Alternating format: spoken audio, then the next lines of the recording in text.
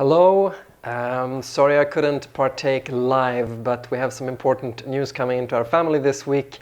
So I thought that still from the distance of the screen, I would still try to give you a good blanket overview of free from food and the sectors, so that when you go to Barcelona this June, you will already be prepared with some ideas about how your company can position itself, perhaps which partners or which kind of clients you should look for and in which markets.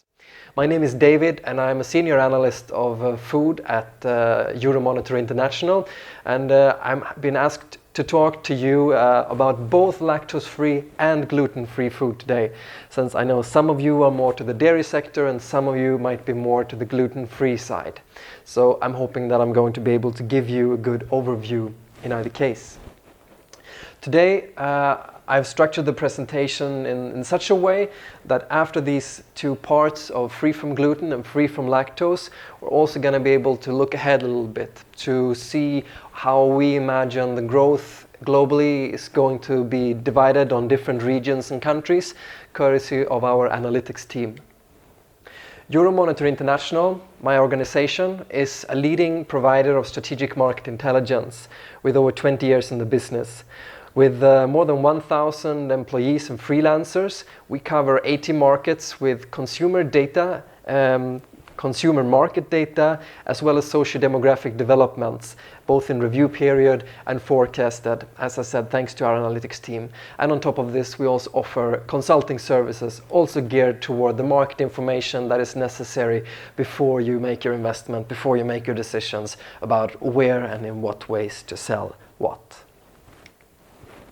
Before we start, I just want you to see this map view of the world which describes where people have money. I've chosen to represent this by the median disposable income per household, and in 2016 the world still looks in a way that Western Europe, North America and Australia is where people have the most money. So let's see how that affects the market sizes for free from gluten.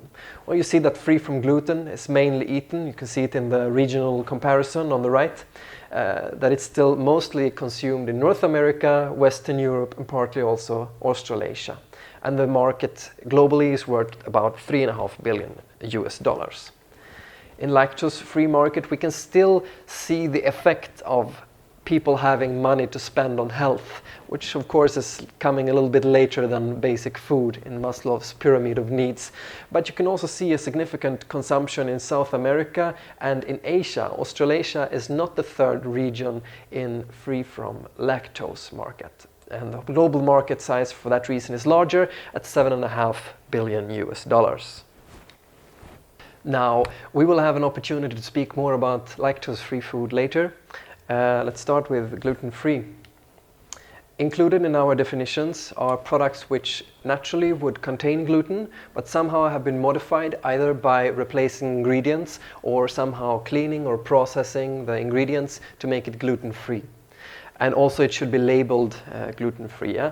But we wouldn't include something that's labeled gluten-free if it was never included in the ingredients list in the first place. So take for example this mango, apple, banana baby food, which probably never had gluten-free in it. If somebody would write gluten-free on it, we wouldn't include that. Unfortunately for the Nordic markets, we also don't include frozen baked goods and mixers which you use to make your own gluten-free bread at home. When you go to Barcelona, there are a few things that are going to be striking for you right away, in case you haven't been to free from food previously. The first thing is there's going to be a lot of Italians there, because it's one of the key markets, and I would say it's one of the markets where you have the most small companies interested in this niche. You're also probably going to meet a few people from the UK, as after the US as the biggest market, you find UK in the second place and Italy in the third. Note also in this overview of Europe that Russia is in the third, is with 3%, one of the key markets as well. But if we go to a per capita view, we see that Russia is not even in this list. So due to its sheer market size only, it is a key market. And we can assume that these consumers are located mostly in St. Petersburg, Moscow.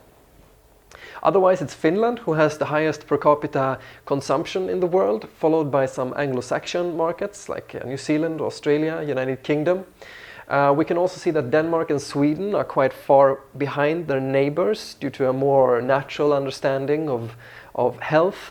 And finally, I also want to point your attention to the United States, which I just said is the largest market, has so much potential to fulfill. If it could raise its per capita consumption to the level of Finland, it would have a huge impact on the total global market size of free from gluten. When we look at the markets, there are basically 3 companies in gluten-free foods. It's Pinnacle Foods in North America, it's Dr. Share in Western Europe, and it's Hero Group in Eastern Europe and the Nordics. Let's go back, yeah? We go back to Pinnacle Foods, North America, Western Europe, Eastern Europe. There's basically no overlap between these companies, and it's so clear they really seem to be avoiding each other, yeah? And if we look at how the development is going, this seems to be a successful strategy, because both Pinnacle Foods and Dr. Share are seeing good growth rates, although Hero Group, because of the developments in Russia, is being held back by that. And then you have some other brands following at 4th and 5th place. If we go down to a market view, you can see the same picture. So in the United States, you have Pinnacle. In Russia, you have Hero. In Italy, you have Dr. Share. And then I've included one 4th example, which is more what you would expect from gluten-free markets globally. A picture where you have many players at similar market shares. So in the United Kingdom, you have Dr. Share at only 8%, local Genius Foods at 8%, and a Belgian company at 6%. If you look at the category view instead, you see that we forecast kind of nice growth between 2016 and 2021 for free from gluten food. And the biggest potential we find right there in baked goods. The second thing that is growing in our view, that is pasta, and there is one reason for that, and it's called Barilla. Let me get to that a little bit later. We have some other categories also. I will show you some product examples, what's available in the market. These are also categories that we cover specifically, but they don't have such a big, let's say, penetration in the global view as the other. So starting here with the baked goods, I have chosen 2 very different products in order to show the difference between a young free from gluten market such as the United Arab Emirates and a very mature free from gluten market such as the United Kingdom. Now, in the first place, there are 3 important things that we can notice about this product. Firstly, it's sold frozen, which means that the shelf life can be expanded, which is very handy when you have a few consumers, and one week you might sell 2 breads and the other week you might not sell any breads. So it enables you to sell gluten-free products. The other thing we notice is that this is a naan bread, which is heavily consumed in Afghanistan, Pakistan, India, where guest workers come to the United Arab Emirates to work. So probably this product is aimed at somebody who may not have the means to pay for it, unless they're celiac sufferers and it's a traditional meal that they really, really want to have. Then they might go for a gluten-free naan bread. And so what does a person who really seek for this, who really have a diagnosis for celiac disease? Well, they look for something medical. So here you have blue and white, you have a lot of text on it, it's a very medical positioning. And in the other case from the United Kingdom, it's one of the leading bakeries who basically throw out a flat bread on the market. And you can see it's ancient grains, it's high fiber, it's high calcium, it's low saturated fat, and gluten-free is not even noted on the first page of the product. It's somewhere on the back, yeah? Because that's not the point. The point is gluten-free has already been served to the celiac disease sufferers, and they want to expand the group. And this is why we see such growth rates for baked goods, as we see baked goods companies just putting gluten-free abilities on the products that they already have. And this, of course, then shows up in our market sizes. If we go to gluten-free pasta, it's a similar show where Barilla in 2015 launched their gluten-free pasta in the United States. I think it's interesting for two reasons. Firstly, it's a well-known brand, so those that have been going for the medical products previously now can find well-known brands and they feel, yes, I'm just like the other ones. That's one reason why this would be successful. The second one is that it's a low unit price.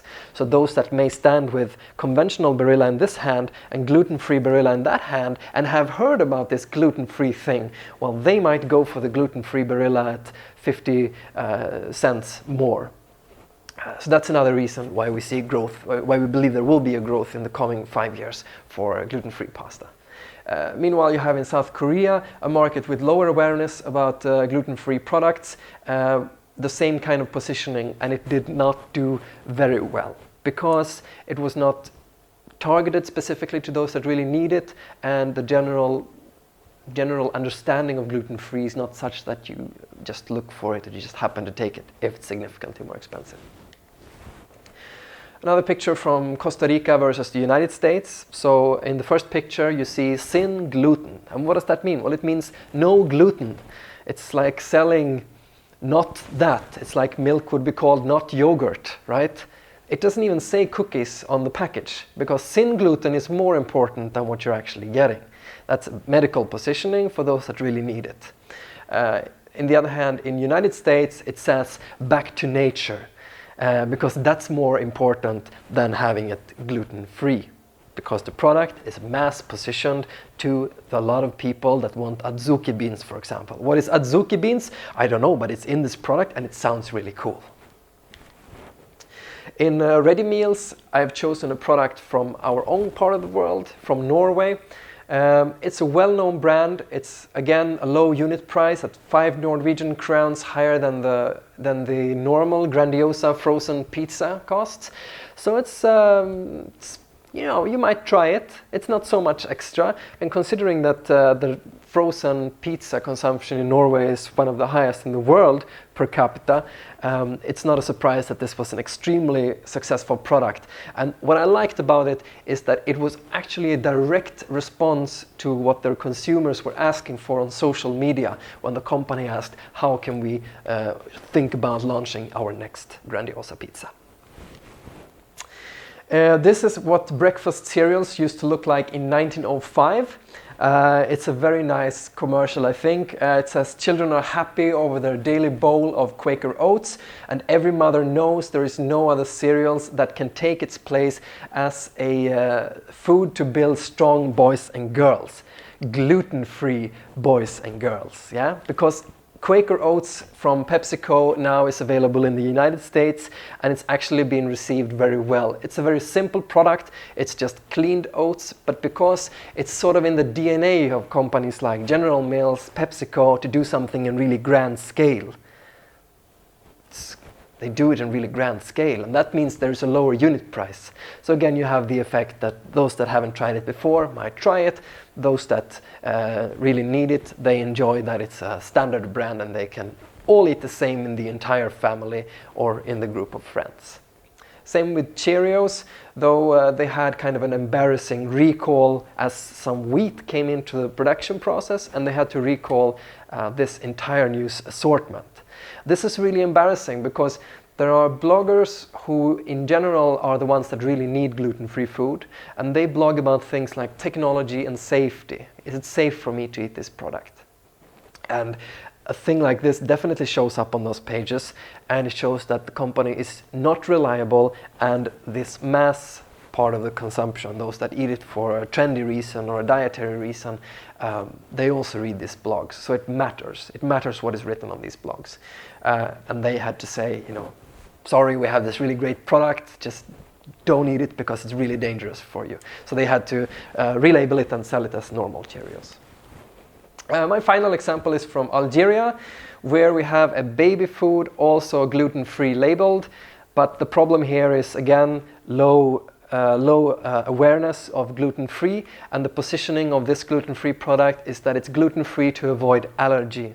And what I know now as soon to be a parent is that companies show us all kinds of things that are supposed to be extra healthy for our children, and we somehow have to choose based on the experience we have and what people around us tell us. So if I wouldn't know about gluten-free and I wouldn't have the perception that this is something extra healthy for my baby, then probably I wouldn't go for this. So Lactalis in this case probably went to the wrong market. Okay, so let's leave the gluten-free food. You know which the biggest players are, you know where it's mostly consumed, you know the difference between a mature and an upcoming market, and you know some of the products that will grow and not do so well in the forecast period. So we move on to free from lactose, which is of course a very Finnish sector.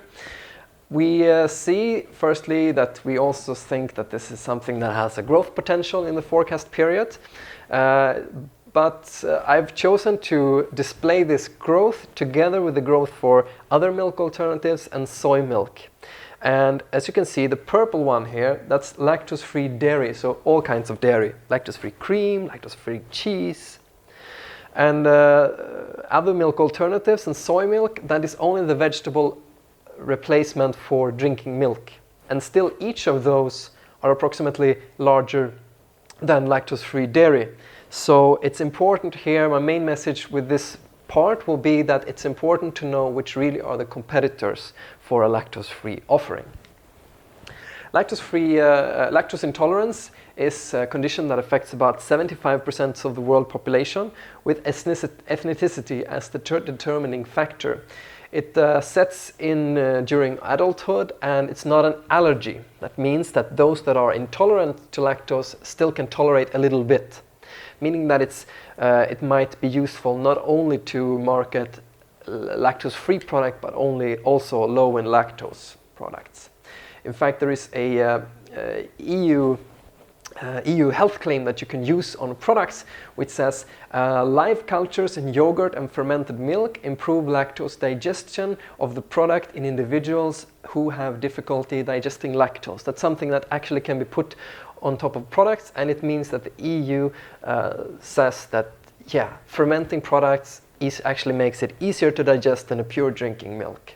And also we should note that live bacteria culture such as probiotic yogurt is also a competitor for lactose-free products, and also lactase enzyme pills, where you chemically add the enzyme which breaks down lactose, which your body cannot produce.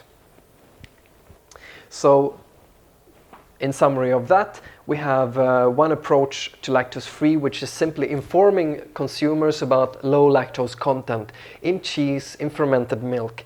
This is Lifeway Kefir. Take a look at that bottle. I'm going to speak about it specifically later. You can also market a free from dairy alternative or a probiotic dairy, saying that this is easier to break down for somebody who has difficulty digesting lactose. You can, in the markets with high per capita consumption, such as Sweden and Finland, you can add value to raise the unit price by saying it's not only lactose-free, but it's also sustainable. You have organic lactose-free milk. And finally, in these markets, it's important to think about how you expand the assortment to attract a wider target group. And I've chosen the anti-example here. American market leader Johnson & Johnson's main brand, Aid, like we need help. Who wants to feel like being the one who needs help? Yeah? I think it's a terrible brand name. Lactose-free dairy is set to see good growth throughout the region, but the biggest markets, like we discussed earlier, is Western Europe, North America, South America, and Australasia. And what I think is interesting here is that there is a big unrealized potential, especially in Africa, in parts of the Asian islands, in parts of South America, because we know that Caucasians in North America, Western Europe, and Australasia are significantly less likely to have lactose intolerance than all the ones who eat less lactose-free milk in the world. Yeah? And at the same time, we know that milk is good, it keeps concentration in schools and so on. So how can we fill that gap? I think that's the big question that we want to be answering that we want to find the answer to within the next 10 years if we're in this business. If we look at the consumption per capita, so Finland is the outstanding leader here thanks to Valio, and then follows Sweden, Norway, the neighbors. You have United States far down there on the right, even though it's one of the biggest markets in the world. Latin America is coming very strong with Mexico and Spain in the lead there, and China is a key market, but only due to its sheer size. So the same argument can be made as for Russia, that these products probably do not have a very good penetration of the dairy shelves throughout the country. Performance of the top 5 free from lactose companies globally show a similar picture, where we have a Chinese leader, followed by Abbott Laboratories, which is a UK brand, followed by an American brand, followed by a Finnish brand, and finally we have Lactalis Group, who are growing nicely in line with the Chinese from a lower level. And if we go to the overview of the straight market, we see a similar view as we saw in free from lactose, where we have very strong players in the lead for many of these key markets that were very early when introducing these products. You have Finland, for example, Valio at 67%. You have China with Inner Mongolia Yili Industrial Group at 71%. You have Johnson & Johnson in the States at 49%. And in Mexico, you have 2 very strong players, which together have 70% of the market. Now I'm going to take a focus on the biggest market in the world, that is the United States. And I'm going to show you that in the United States, lactose-free is not only what is actually free from lactose. This is the development of that brand I was telling you about, Lifeway Kefir.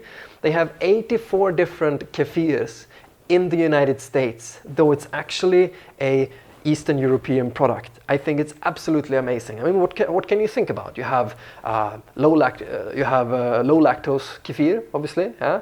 You have normal kefir. You have Russian kefir, Hungarian kefir, Lithuanian kefir, high protein kefir, low protein kefir, low fat kefir, high fat kefir, colored kefir, flavored kefir, organic kefir, family kefir, on the go kefir. All kinds of things that add up to the $222 million of kefir that they sold in 2016, doubling their market sales from 2011. Otherwise, Johnson & Johnson is the leader with 49% of the market. And it started, this lactate, actually as a brand of lactose enzyme pills in the 1970s. So on the plus side, it's a traditionally established brand. People are very likely to know about this. But look at the other brands that Johnson & Johnson sells, especially Band-Aid, which obviously is a Band-Aid. Band-Aid, Lactaid. Who wants to feel like that? What's much more interesting in the United States is the launch that was done through a part ownership with Coca-Cola, called Fairlife Milk. Coca-Cola don't call it lactose-free milk, they call it designer milk, and think that this is $1 billion market in the future. And they jumpstart their sales very nicely in 2015 with $118 million in sales, thanks much to the distribution network of Coca-Cola, who sees this as a long-term investment. But they did something very stupid in the beginning. They launched this ad. It's a beautiful ad, very technologically advanced. It's colors, but look at the girl up to the right and look what they write on Twitter about it. In case you missed, ads for Coke's new milk brand show nude women covered in milk being weighed. #everyday sexism. And I mean, of course they got this kind of reaction. And yes, they can say it was just a test in Denver and Minneapolis, but since people nowadays have social media, it spread throughout the country, and Fairlife brand was tainted forever. And it didn't have to be like this. Having beautiful girl covered in milk is not wrong, as Valio showed in 2013.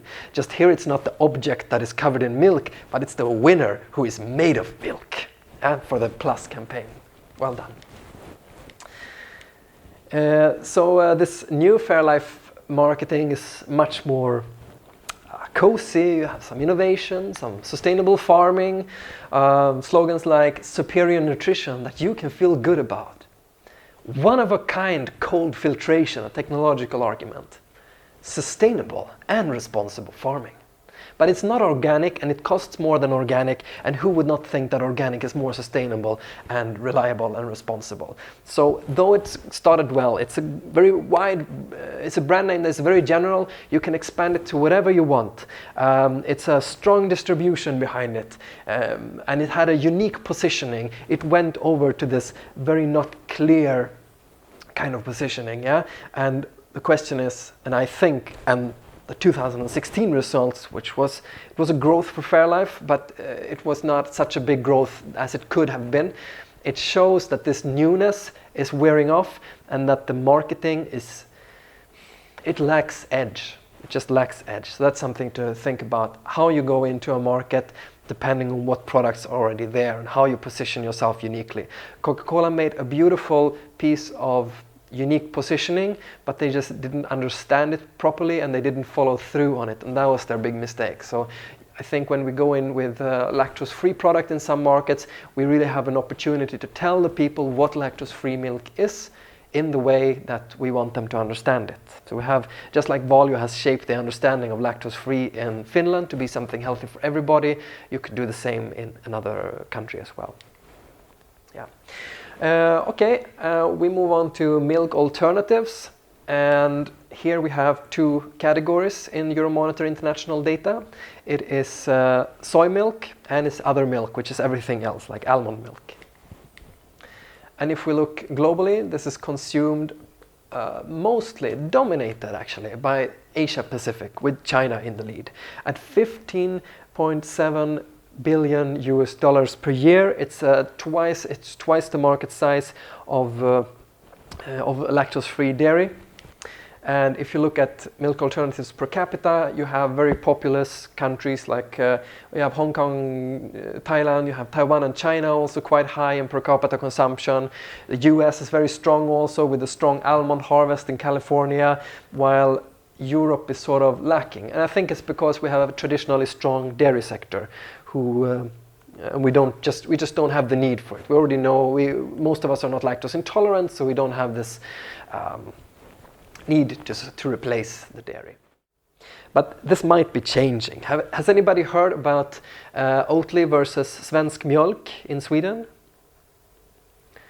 So this happened between 2014 and 2016, where an oat-based dairy alternative company got a new marketing. They made it a little bit edgy, just like Fairlife did. It was very good to the beginning.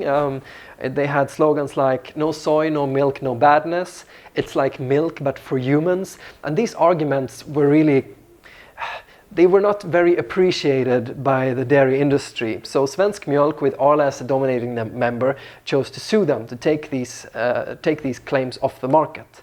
But Oatly did something that they didn't quite count on. They took the lawsuit, they went to court, and they made a special website where they published all the court documents. And their marketing was so much focused on how they are David versus Goliath, how the milk lobby is bullying them, how soon they will be silenced forever, but they can still tell you the truth. And the truth is the products are really, really good. This was probably the best thing that could have happened to them. And this dairy industry, they realized their mistake much too late. This is one of their products, and this one in their marketing actually promises you to have dairy, animal-friendly karma if you consume it. So they even turned it into a religion to buy Oatly. Okay, but if we look out on milk alternatives globally, you have Chinese brands as number 1 and 3. You have White Wave Foods, an almond company from the United States, at number 2. And then you have Nestle and Vita Soy a little bit further down. And if you go to the countries again, in China you have 32% of Hebei Huangyang Shuishu beverage. In the United States you have White Wave Foods at 42%, Australia, Australasian Conference Association at 29%, and in Taiwan you have Unipresident Enterprises Company at 36%.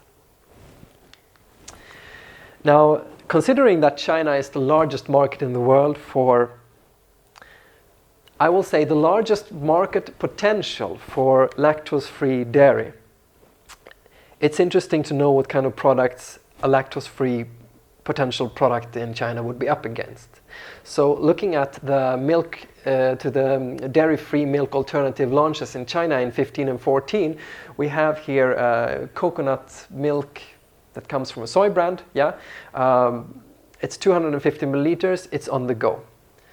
The other one is 245 milliliter UHT walnut milk and almond milk. Again, UHT and on the go. This is because it's the climate in China with the quality of the milk that they have, with the ways they transport dairy products to the people don't really have refrigerators that are very good.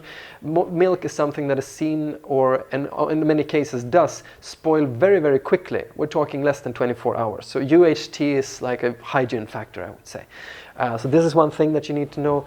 Another thing might be that you want to keep control of your own manufacturing in China to avoid any kind of plagiatism or similar. But definitely a big opportunity. So we've looked into free from lactose. You know what the competitors are. You have the fermented milk with low lactose content. You have milk alternatives. You have the lactose dairy itself. And you need to make sure that when you go into a market, you have an understanding for all these benchmarks. And when you look at whether your growth in your company was a good growth rate, you have to benchmark it to all three of these sectors to see if that was good. Yeah. So finally, let's finish with an outlook. We see a growth figure of 7% globally for free from gluten. With a lot of new markets coming up. Middle East has some of the biggest growth rates right now. Free from dairy milk alternatives, a little bit lower. It's weighed down by China, which actually has gone into negative territory in constant terms, basically just being driven by inflation. So global figure at 4.4%.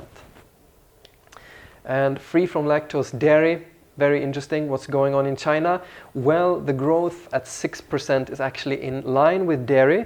Last year in Amsterdam at Free From Food, I had to tell everybody that the growth of lactose-free dairy in China is forecasted at a lower rate than total dairy, meaning that the share of lactose in the shelf will diminish over time. And I don't know if it was because of me, but we had to revise our forecast and now it's in line, but still far behind probiotic drinking yogurt at 11% CAGR, so that's annual growth rate. United States rather stagnant at 3% CAGR, even though it's one of the big markets as well. When we look into innovation, so a trend that we can see in gluten-free is a lot of these what we call ancient grains. As a resident of Lithuania, I would like to make a little punch for buckwheat, which is a cheap ingredient with a lot of good health benefits that we already see coming in protein-enhanced versions of granola, gluten-free ones in Sweden in 2016, 2017. So very interesting, keep an eye out for buckwheat. Another thing that you should think about when you think about the free from food market is not only the products and the countries, but also how you enter the country. We talked about that there are different kinds of countries, the ones that are upcoming, serving a dietary need, and those that are saturated, wanting to go more for the mass product, those that seek this for a trendy reason or a lifestyle reason, or they want to be unique, something like this. So while grocery retail is still the main food channel, internet retailing, I think, is a great way of entering new market in many cases. In these new markets, you might also want to go to the last point in the slide, medical institutions, and donate. I think it's especially relevant for gluten-free, actually, that when people get a diagnosis, that they also get a bag of products saying that, you know, yes, you have a diagnosis, but it won't be so bad, just stick to these products. They will try it, they might like it, they might stick to it. And then you can serve them through internet retailing when they already know about your brand, about the product, about the possibility. Then you have hotels, which is coming. Breakfast for Everyone was launched in Sweden in 2015. Food service, well, you have menu labeling here in Finland, which is an initiative that is very much helping gluten-free and lactose-free companies sell into food service when you're creating this demand from the consumers themselves. So this is something that I usually show at these big fairs to say that this is very relevant in the future. Or you can serve institutions. I know Oatly now, Swedish company, is going to try to serve their oat milk alternative for Chinese school children. So let's see how that goes. Yeah, here is a Finnish menu with the labeling.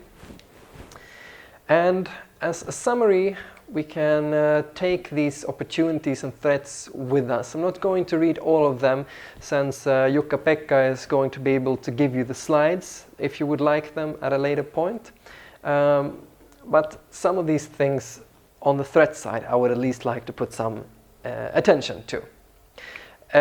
Firstly, medical advances such as vaccine development. There is NextVax 2 being developed, which is hoping to become a permanent solution for celiac disease. And if that would be successful, then there wouldn't be any real market for gluten-free food anymore, unless it could be a trendy thing, of course. But then that takes me to the other threat, that because there is a lot of consumers in markets like Finland, Sweden, United Kingdom, the mature markets, that eat this just because it's trendy, another dietary trend might come along, and this is something to keep in mind before you invest in new lines. Taste and texture, high levels of sugar and fat, that's technological sides of the product. Not everybody likes the texture. And high levels of sugar or fat, well, that sort of happens when you replace the gluten with other things, right? Yeah, but big opportunities also. In lactose-free, we have to think about the major threats. So it's other milk alternatives, especially since this is what's going to see growth. Lactase enzymes, which could be seen as something that is very convenient, although to the benefit of lactose dairy companies, is that a pill is definitely positioned as lactaid, but a dairy product might be consumed as something that's nice to have. Baby boom will come in China. The one-child policy has been loosened a little bit, so a baby boom is coming, more Chinese, young Chinese that you can educate about your new products. What else would I like to take up? Well, there's a large untapped medical potential, of course, in Africa, South America, parts of Asian islands. So this is something that is worth looking into because it's a very stable consumer base, if you can just teach them to drink dairy. So, important considerations and strategic choices that you should be scheduling and sketching a little bit about before you go to Barcelona is where to be to choose the markets. This is something that Euromonitor can help you with our worldwide database on these markets. What to offer. This is something that we can help you look into by showing what other companies offer through our new product development slides. How to penetrate the market, well, that's also something that, at least to some part, we can provide some data on. And whom to serve, well, that's more of a consulting service, I think. So whom to serve, I'm thinking, is it mass or is it a unique choice? Because this then affects how you penetrate the market. If you go for a grocery channel or an internet channel, also what you offer, if you position it as primarily the product and then gluten-free, or if you position it as primarily gluten-free and then the product. And also where to be, well, that's connected. Yeah. So that is all for me. I hope this will be a sufficient backdrop for you. I advise you to look at the slides again at a later point. And if you have any questions, you have my contact information right here. And I think that I will be appearing somewhere here quite soon to answer any further questions right now.